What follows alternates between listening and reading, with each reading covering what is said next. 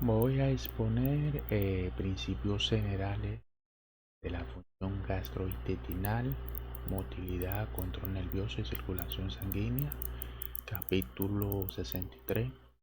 Antes de continuar con temas, vamos a definir el aparato digestivo, que es un conjunto de órganos encargado del proceso de la digestión, es decir, la transformación de los alimentos para que puedan ser absorbidos y utilizados por las células. Eh, bueno,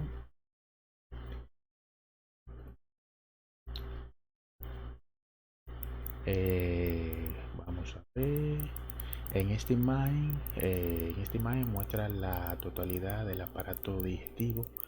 Cada parte se adapta a una función específica. Algunas al simple paso de los alimentos, como sucede en el esófago, otras al almacenamiento, como en el caso del estómago, y otras a la digestión y la absorción, como el intestino delgado.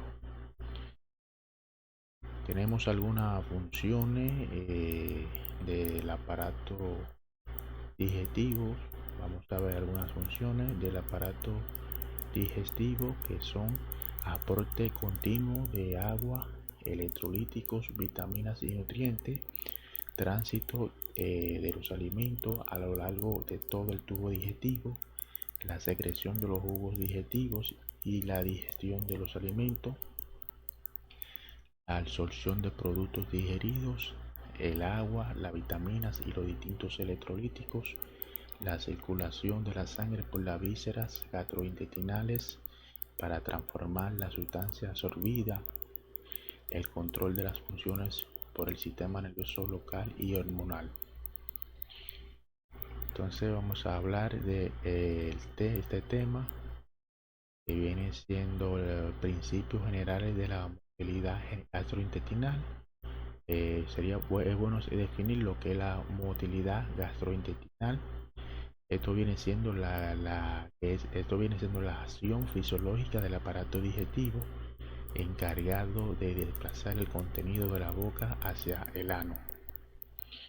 En esta imagen, como pueden observar acá, en esta imagen vemos un corte transversal típico de la pared intestinal formado de fuera a adentro por las capas siguientes. La primera capa es la serosa, segunda capa muscular lisa longitudinal. La tercera capa es la muscular lisa circular. La cuarta es la submucosa y la quinta la mucosa.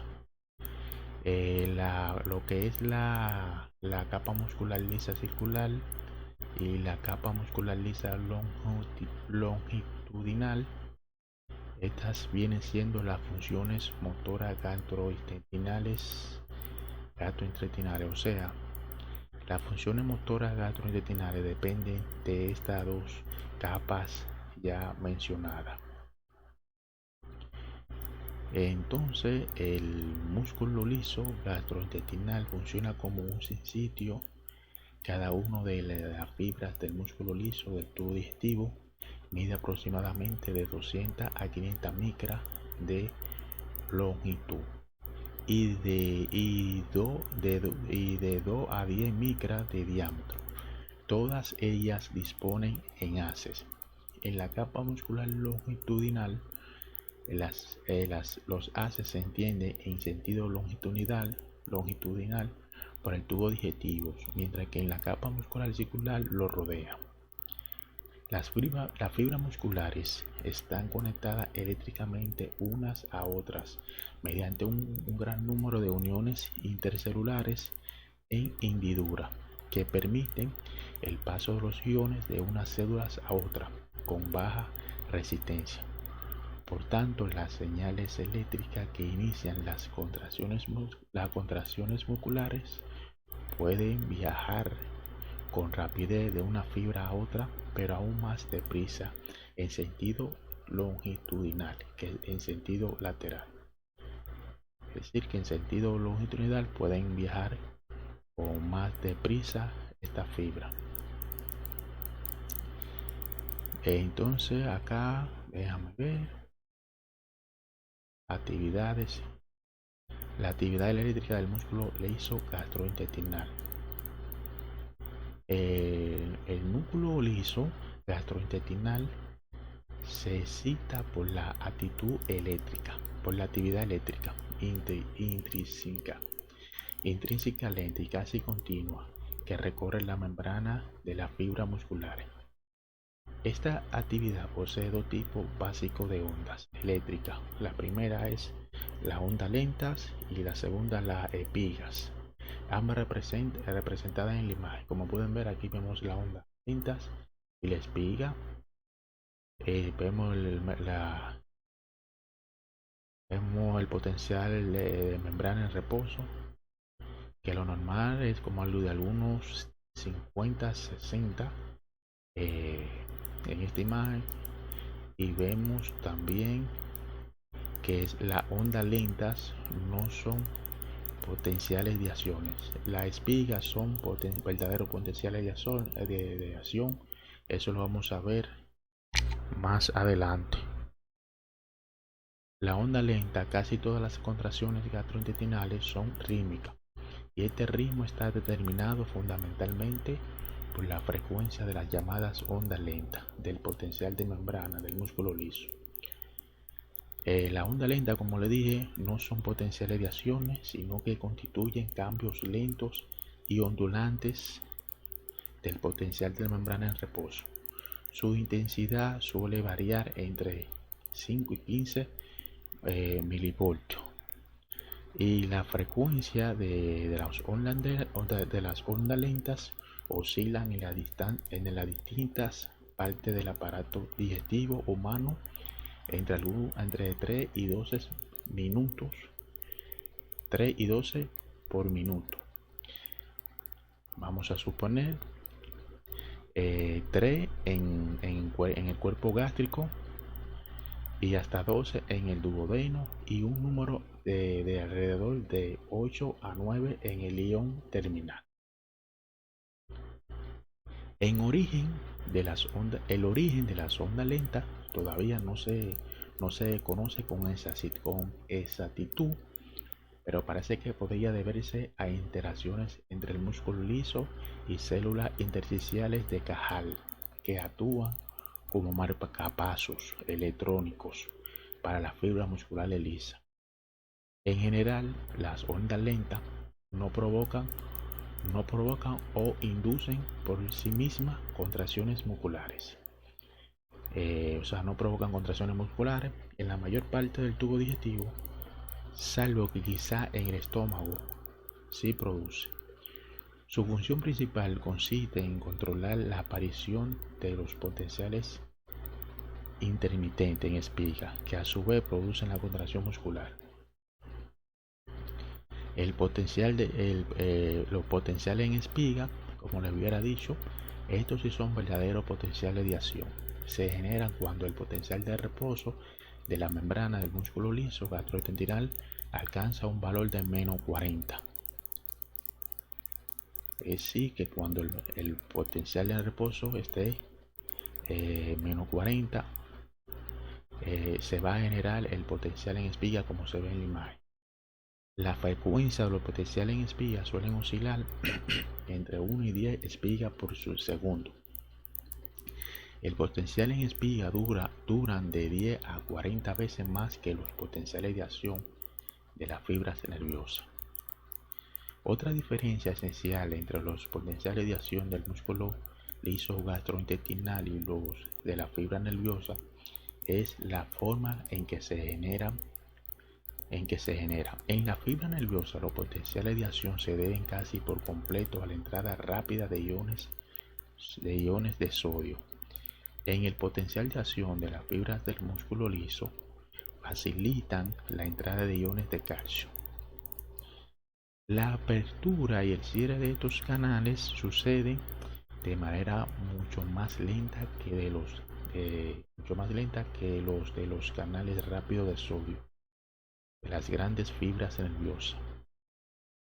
Cambio del voltaje del potencial de membrana en reposo. El potencial de membrana en reposo del músculo liso puede cambiar. Son muchos los factores que pueden modificarlo. Como se puede ver en la imagen, los factores que despolarizan la membrana, es decir, los que la hacen más excitable, como se ve en la imagen, es la distinción del músculo, la estimulación con acetilcolina liberada desde las terminaciones de los nervios parasimpáticos, la estimulación por distintas hormonas gastrointestinales específicas. Entonces aquí vemos también los factores que hiperpolarizan y reducen la excitabilidad de la fibra muscular. Son, como se ve en la imagen, el efecto de la noradrenalina o de la adrenalina sobre la membrana de la fibra. La estimulación de los nervios simpáticos que liberan noradrenalina. La entrada de iones de calcio provoca contracciones del músculo liso. La contracción del músculo liso sucede tras la entrada de iones de calcio en la fibra muscular. La entrada de calcio está controlada por calmodulina, que activan los filamentos de miosina. La calmodulina son los que activan los filamentos de miosina de la fibra y generan fuerza de atracción entre estos y los filamentos de actina, y así es como se produce la contracción del músculo. En la onda lenta no hay entrada de iones de calcio, solamente existe entrada de iones de sodio. Control nervioso de la función gastrointestinal del sistema nervioso. Vamos a ver, creo que está aquí. Ok. Aquí vemos que el tubo digestivo tiene un sistema nervioso propio llamado sistema nervioso entérico, que se encuentra desde el esófago hasta el ano. Este sistema nervioso entérico sirve para controlar los movimientos y las secreciones gastrointestinales. El sistema nervioso entérico está formado en esencial por dos plexos, como se puede ver en la imagen, como le dije en la imagen, que es un plexo externo situado entre las capas musculares longitudinal y circular y denominado plexo mientérico. Tenemos el segundo plexo más interno llamado plexo submucoso, que se ubica en la submucosa. Como su nombre lo dice, submucoso se ubica en la submucosa. El plexo mientérico sirve para la motilidad o movimiento gastrointestinal, y el plexo submucoso sirve para estimular la secreción y el flujo sanguíneo local. En la imagen pueden verse las fibras simpática y parasimpática extrínsecas que conectan con los plexos mientérico y submucoso.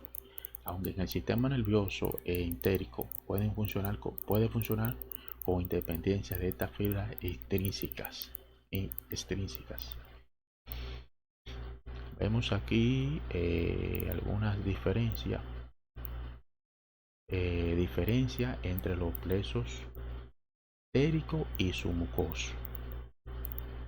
El plexo mientérico está formado en su mayor parte por cadenas lineales de muchas neuronas interconectadas. Se encuentra entre las capas musculares lisa, longitudinal y circular.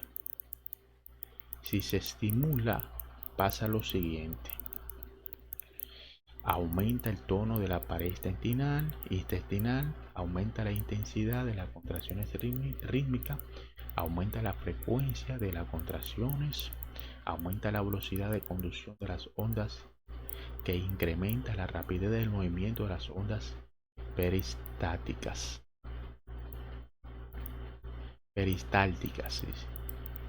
El plexo mientérico también puede funcionar como inhibidor porque libera la hormona polipéptido vasoactivo, que ocasiona la relajación de algunos de los esfínteres intestinales, que normalmente impiden el paso de los alimentos de un segmento del tubo digestivo al siguiente. El plexo submucoso funciona principalmente como integrador de señales para regular la secreción intestinal local, la absorción local y la contracción local del músculo submucoso. Vemos algunos tipos algunos tipos de neurotransmisores secretados por las neuronas entéricas.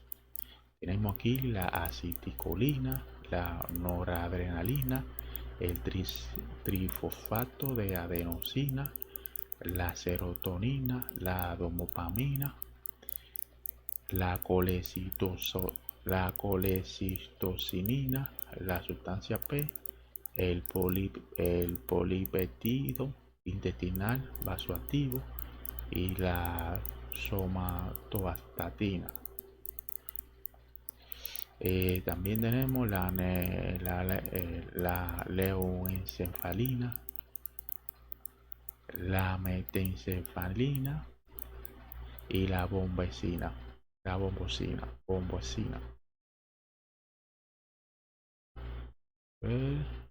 Okay. La acetilcolina suele estimular la actividad gastrointestinal. Por su parte, la noradrenalina casi siempre la inhibe.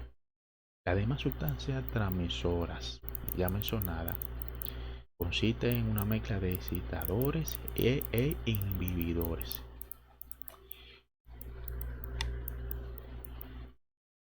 Vamos a ver aquí. Ok, el control autónomo del aparato gastrointestinal. La estimulación parasimpática aumenta la actividad del sistema nervioso entérico. La inervación parasimpática del intestino puede clasificarse en dos divisiones que son craneal y sacra. Los nervios vagos transportan casi todas las fibras del sistema parasimpático craneal. Estas fibras proporcionan una amplia inervación al esófago, al estómago y al páncreas, y en menor grado al intestino grueso, porque en el intestino grueso el sacro es que domina. Por eso que en menor grado el intestino grueso. El colon sigmoide,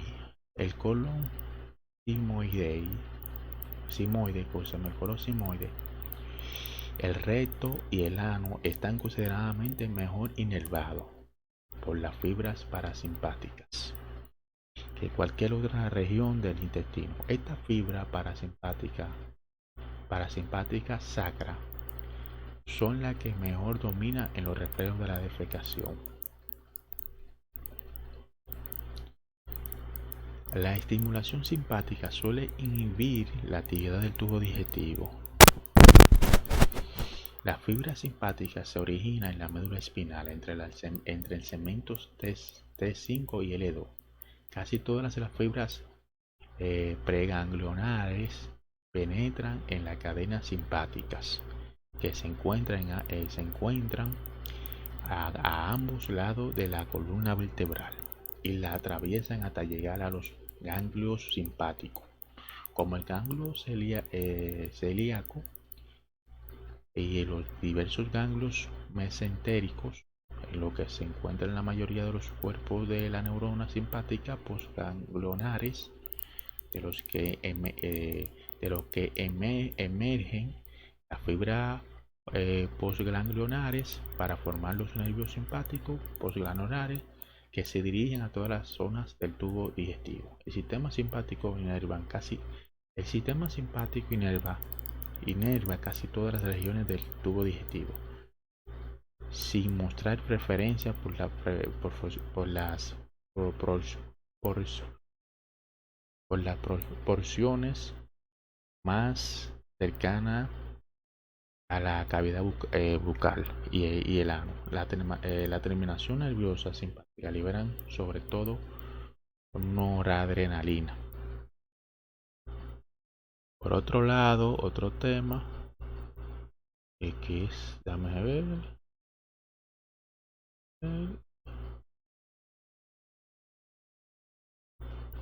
tenemos este tema, ok, tenemos este tema que es la fibra, ok. Las fibras nerviosas sensitivas aferentes del tubo digestivo. El tubo digestivo se originan en el tubo digestivo se originan muchas fibras nerviosas sensitivas aferentes. Algunas de ellas tienen sus cuerpos celulares en el sistema nervioso entérico y otras en los ganglios de la raíz dorsal de la médula.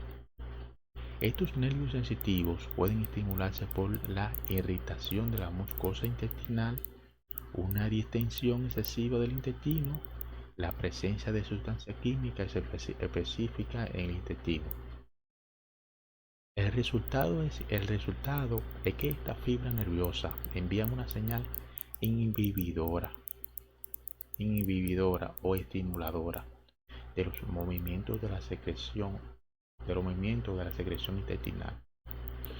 Por otro lado tenemos los reflejos. Acá están los reflejos gastrointestinales.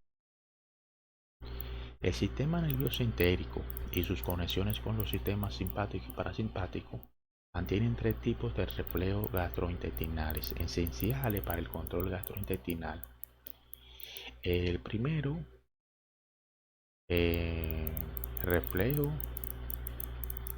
reflejos integrados por completo de la pared intestinal. Esto controla la secreción digestiva, el peristaltismo,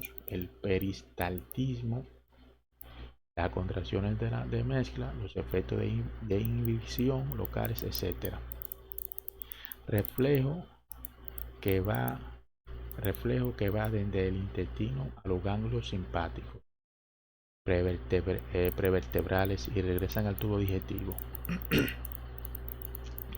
Tenemos reflejo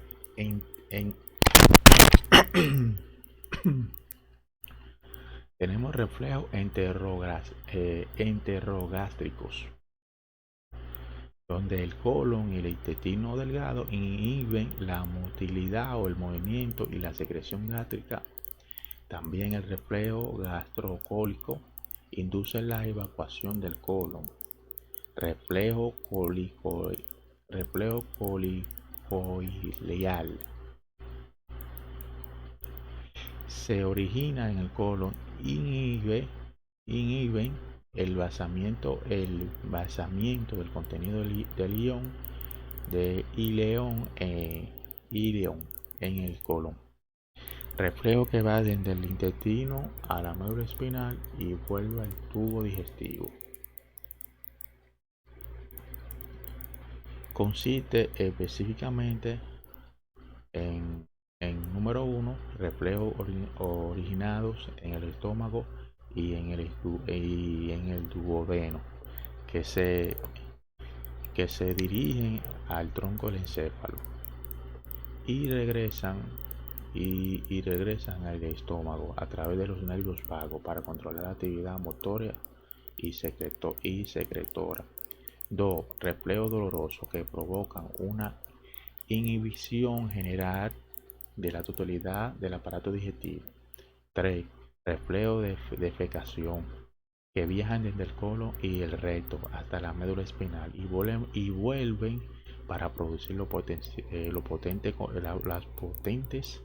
contracciones del colon, del recto y de los músculos abdominales necesarios para la defecación, que viene siendo el reflejo de defecación. Tenemos aquí también el control hormonal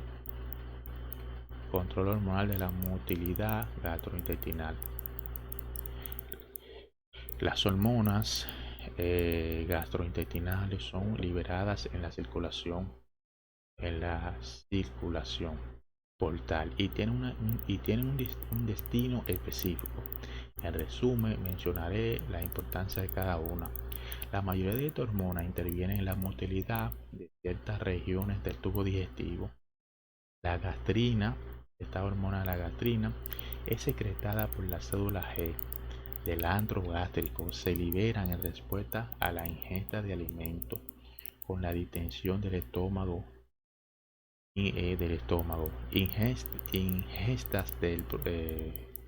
ingesta de proteína y el péptido liberador de gastrina, que es secretado debido a la estimulación vagal.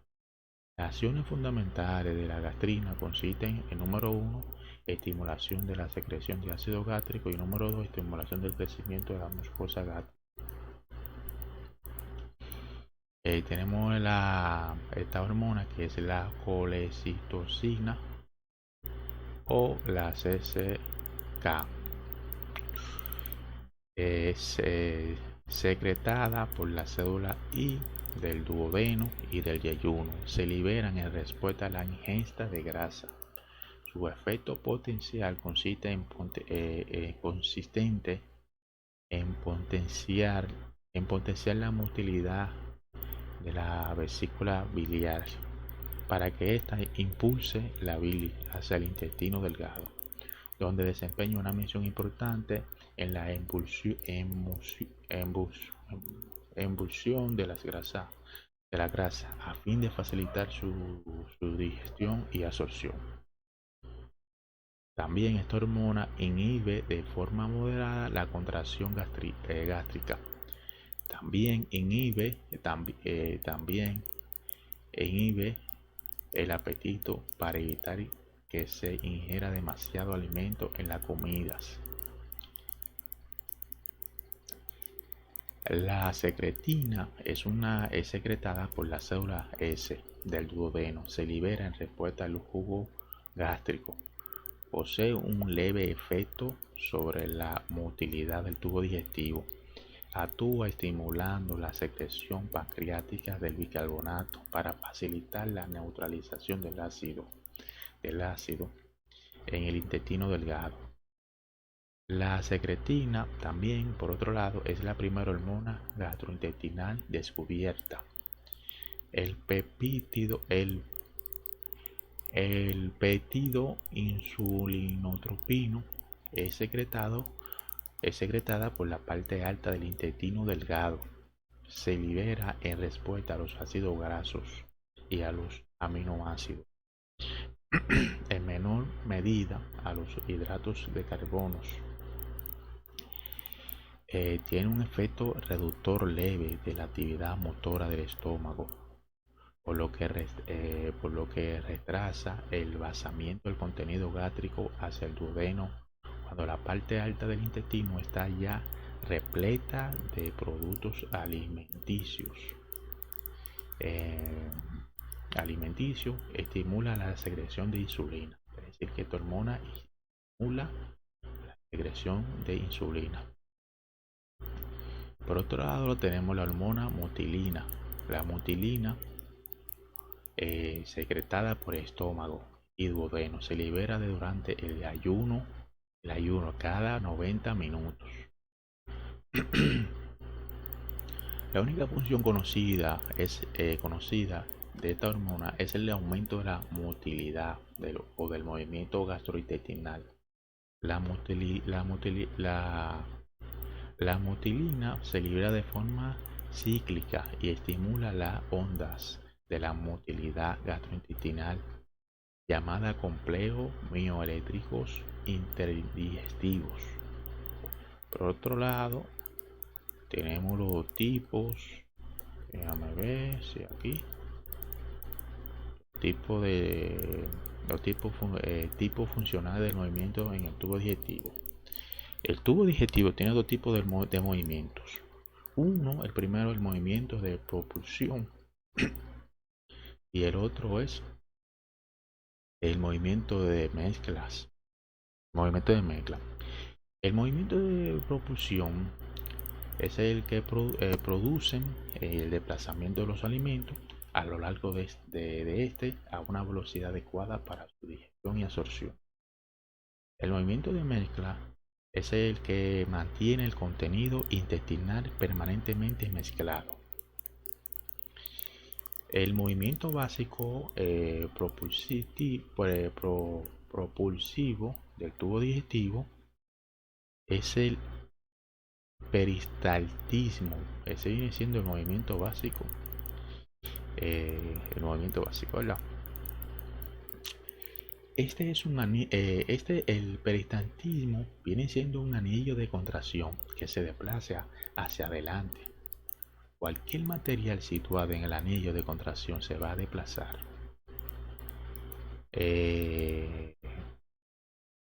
La estimulación de cualquier punto del intestino pues, produce la aparición de un anillo de contracción. En el músculo circular intestinal, que a continuación se propaga a lo largo del tubo digestivo.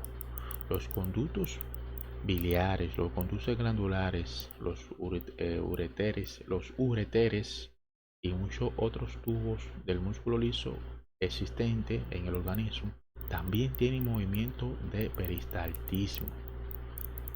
Es decir, que esto que yo mencioné tiene movimiento. El estímulo habitual del peristaltismo es la distensión del tubo digestivo.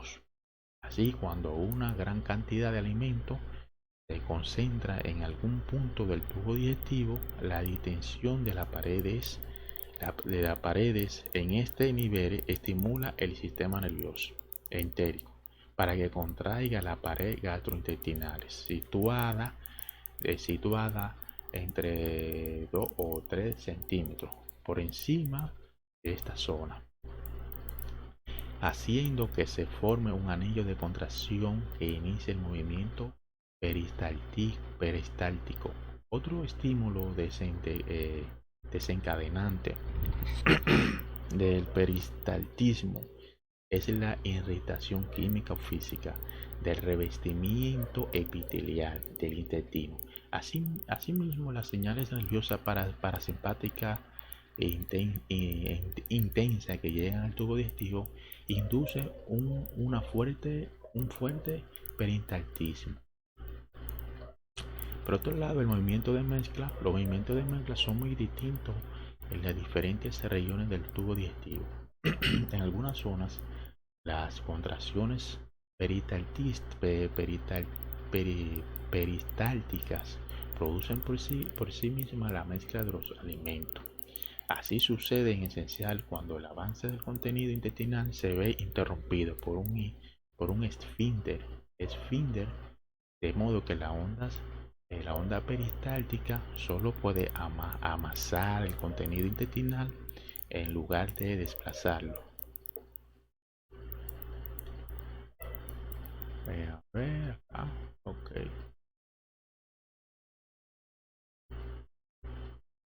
Por otro lado tenemos el control nervioso del flujo sanguíneo gastrointestinal.